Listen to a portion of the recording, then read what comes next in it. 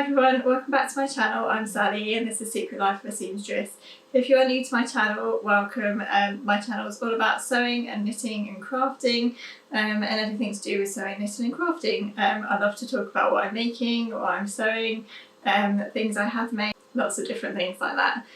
If you are a regular subscriber and viewer, thank you so much for coming back again. So I hope you're all well. Today is the last day of term for us, so I'm quickly filming this video before I go and get the children from school. It's been a bit of a manic day and also a bit of a manic week, as I'm sure it has been for all of you, particularly if you have children at school around this time. There just seems to be so much going on. Even though we haven't had all of the usual nativities and Christmas shows and things, it still seems to have been a really busy manic week. Yeah, a couple more hours to go and then we're in the Christmas holidays. So without further ado and chit chat, I will get on and share with you what I've been sewing. So you might be able to tell that one of the makes I have to share with you is actually what I'm wearing. And this is Sew Over It heather dress in this lovely cable knit fabric that I shared in my recent fabric haul video. The fabric's from Minerva. It's a lovely kind of Ponte Roma type jersey knit. I'll stand up and show you so you can see, but it's a really lovely cosy kind of jersey knit fabric. There's quite a lot of stretch to it, so I don't know if you call it a Ponte Roma or what, just a knit kind of jersey, but it's got more weight to it than you know, like your normal jersey. Anyway, yeah, so I really wanted to make a heather dress out of this type of fabric because I've seen so many different lovely colours of this cable knit fabric around, and I really wanted to make something up of it. And I love the heather dress. I've got a couple of them made already and I wear them quite a lot because they're just an easy wear for sort of autumn winter time leggings and boots and things. So I had planned for a while to get another couple of heather dresses made for my wardrobe, and I absolutely love this version. So if you're not familiar with the heather dress pattern, I'll just show it again. It's a Sew Over It pattern. I believe it's only in PDF form. Yeah, I think it is actually. So I really love this pattern. I think it's a bit underrated actually. There are not many versions of this around on Instagram. When I was planning to make this version, I did have a quick look, as I always do, on Instagram just to see what other versions people were making, and there were hardly any photos really. So yeah, possibly a bit of an underrated pattern, but I really love it. This is the kind of dress that I love to wear in winter. I just think it's so cosy. The other two versions I made, I actually made the 3/4 length sleeve, so this is the first time I've made the full length sleeve. Wave my arm around. So yeah, this is the first time I've made the full length sleeve, and I did that because on colder days I do feel like the 3/4 length sleeve puts me off of wearing it a little bit because it's just a little bit chillier. So yeah, I went for the full length sleeve on this one. I always shorten heather dress to tunic length because for me it comes down quite long. If I left it to be the length of the pattern as it is, it would be below my knee, so I take about 15 centimetres off of the length just to make it more of a tunic than a dress. So with this pattern, I always find it's such an interesting construction because you've got these kind of built-in pockets here. And every time I go to make the pattern, it does kind of leave me a bit befuddled as to which part goes where. It's all made up of different panels and things. But once you've got that figured out, it comes together really quickly and easy. And I think I made this in around 3 hours, possibly even 2.5 hours. I used a walk-in foot on my sewing machine because at some points there are quite a few layers of jersey there. So just to sort of help the machine sew those thick layers along, I did use my walking foot. I know that lots of people find that the Sew Over It patterns come up quite tight on the arms, and I definitely found that in my first version of the heather dress because I took the proper seam allowance, which was 1.5 centimetres as always. So in my last two versions, I've just simply overlocked the seam of the sleeve together down here and not taken a seam allowance, and that's definitely helped with the tightness. And this one's fine, but this fabric is definitely a bit more stretchy than other fabrics I've used, so that's possibly why as well. But you might want to make a note of that and just increase the width of your arms if you do find that with Sew Over It patterns. So that was my first make, the heather dress. Just want to say as well, I hope I don't look too bright. I've just realised that the Christmas lights are on around our patio door to the right of me here, and they're flashing and I haven't turned them off. So if I look a bit ghostly, it could be because of those lights, so I'm sorry about that. Anyway, on to my next make. So my next make was a super quick and easy one as well, and I made an Agnes top by Tilly and the Buttons. Here it is. It's in a lovely cotton jersey which I bought from Stop and Steal back in the summer, and this has been waiting in my stash for a while to be made into an Agnes top, actually, because I just wanted a couple of basic t-shirts in my wardrobe. So it was really lovely to get that made up, and this was actually the first thing I made on my new overlocker. So I literally sewed it pretty much directly on the overlocker, and I've just twin needled the hems. So yeah, I think this took me about half an hour to sew up. It was really quick. I cut it out the day before, so that's not including cutting time, but sewing time, it was really, really speedy. You know, I've talked before about how much I hate putting in neckbands. I always find with the Agnes pattern that it goes in really nicely and really easily. So yeah, I don't feel too bad about doing the neckband for this one, and I think it's just because it's such a wide neck, so it kind of gets pulled down quite a lot, so I think that's a bit of a saviour in terms of sort of stretching out the neckbands and making sure it fits okay. But I really love the Agnes pattern. It's just super simple, super quick, speedy pattern. I was going to make a long sleeve version actually, but didn't have enough fabric, so I've just cut it to the sort of longer short sleeve version, and I think that would be lovely for just having underneath cardigans in the winter and also in the summer as well. Just in case you haven't seen the Agnes pattern, it's this one here. Absolutely love this pattern. It's one of the best t-shirt patterns I've tried. I love the ruche sleeve version as well, and yeah, I really need to make a few more of these just so that I have a few more in my wardrobe. Just some basic sort of white and black ones would be really good, but yeah, I love that version. So next up is my Myosotis dress. So this is the second Myosotis dress I've made, and on this version I made a long sleeve version. So there are the sleeves. Obviously it's going to be hard to show you this dress on the camera like this, so I'm going to put some pictures in so you can see it on. It's a very difficult fabric to photograph and show on the camera. It's like a blue and black animal print, but it's really, really lovely. Hold it up there, hopefully you can see the print in a bit more detail. So this is a viscose from Stop and Steal, which I've had since the summer, and I don't think they've got any more of this in, but I will try and link it below if I can. But it was absolutely lovely to work with. It's not slippy, it's got a bit more weight to it than some viscoses have. So it was really lovely to cut out and sew. So what I've done on this version, I've just kept the bodice as it is. Let me show you the pattern. So I have done this version. So I did the basic version of the pattern, that one, but I've just hacked it slightly to do a long sleeve.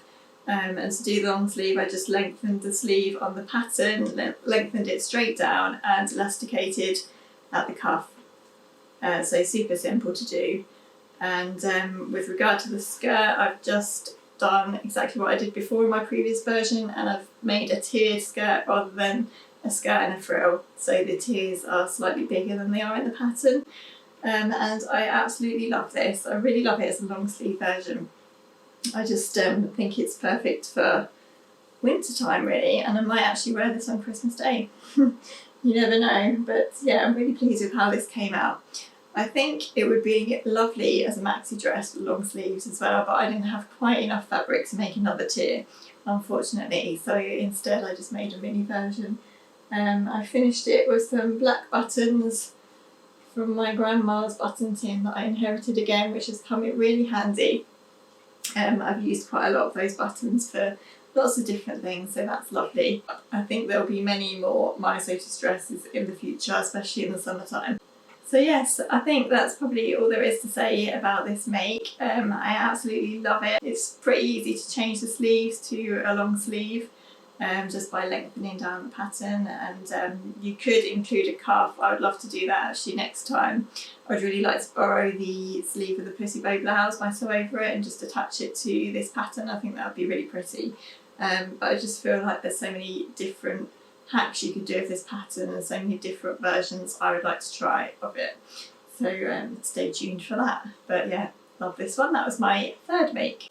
So next, my fourth make was the lovely Billy sweatshirt by Tilly and the Buttons. Another Tilly and the Buttons pattern, which I absolutely love. I won't talk too much about this one because I do have another video, a sew-along video of me making this, where I talk a little bit more about the construction and how I found it and everything. So if you're interested in that, then I'll link it down below. That was actually in collaboration with Becky from Notes from the Sewing Room, so if you want to see what she made as well, then I will link that video down below. But yeah, another pattern that I absolutely love from Tilly and the Buttons. So this is the Billy sweatshirt. I have made a plain version of the Billy sweatshirt, which I'll pop a picture in of just to show you as well. But this one was the balloon sleeve version, which is that one there. If you can see that, hopefully the camera will focus okay. I did wonder a little bit about whether the green speckles were a bit much for such a big statement sleeve, but now that it's done, I really like it, and this fabric is so lovely and soft. It's a fleece back jersey, so the inside is really fleecy, and it's probably one of the softest jerseys I've ever worked with actually. It's not too thick, it's just perfect. A perfect thickness to work with. It's kind of stable but not too thick, but yeah, it's really cosy because of that fleece inside.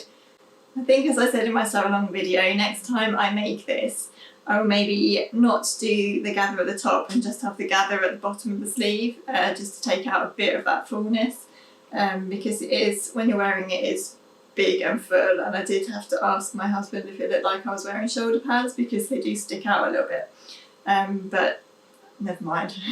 We all love a big sleeve, don't we? I really want to make a dress version of this actually. I'd really like to make the plain sweatshirt dress version without the puffy sleeves, just to sort of wear around the house. I think that would be comfy and cosy like the heather dress really, and just a perfect kind of lockdown winter staple. So there's definitely going to be more of these Billy sweatshirts in my future. Now that I'm getting all of these makes out, I feel like I've made quite a lot actually over the last few weeks. It seems like I've done it all in a really quick kind of time frame, but sometimes it's really nice to do that anyway. So on to my fifth make, is it? Fifth make, I think. And this is my gingham Sagebrush top hack. So this is the Sagebrush top by Friday Pattern Company, but I've used the sleeves of the normal blouse by Fibre Mood, which I've done in the past, and I really like that hack because I love the Sagebrush top, but I'm not so keen on the sleeves of the Sagebrush top being short sleeves and really puffy, because I've got a bit of a thing about puffy sleeves and cardigans and how uncomfortable they are. So I've just lengthened the sleeve a little bit by using the Norma blouse sleeve. This comes to just below the elbow, and yeah, I think that's a really lovely hack and I really like it. And you can see probably that I've shortened it quite a lot. I've shortened it up to hip length because the Sagebrush pattern does come up really long.